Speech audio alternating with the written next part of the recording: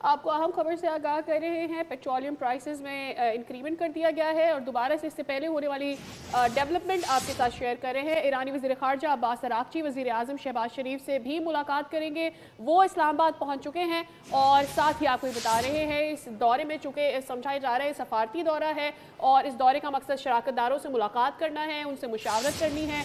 जो डायलॉग का सिलसिला रुका था उसको क्या आगे बढ़ाया जा सकता है या नहीं, इसके ऊपर मज़ीद बात होनी है। इसी सिलसिले में उनका अगला दौरा ये इस्लामाबाद का दौरा मुकम्मल करने के बाद मस्कत का होगा और उसके बाद फिर उन्होंने मॉस्को रवाना होना है। नुमाइंदे खुसूसी सलमान अवान हमारे साथ मौजूद हैं। सलमान, अब्बास अराग़ची पहुंचे हैं, डिटेल्स दीजिए।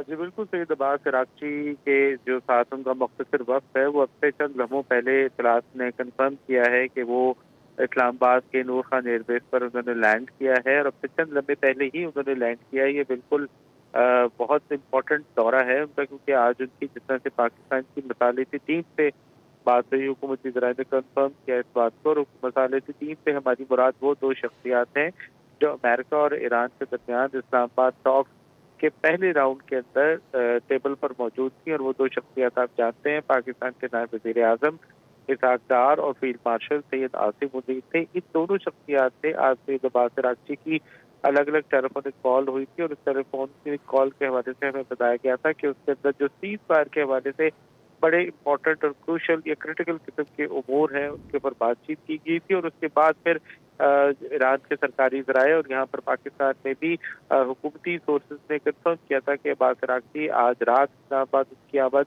मुतवक्के है। उसके बाद आपने देखा कि अब्बास अराग़ची ने खुद भी एक्स के ऊपर कन्फर्म किया कि वो इस्लामाबाद जा रहे हैं। बिल्कुल ठीक है सलमान, आप इस हवाले से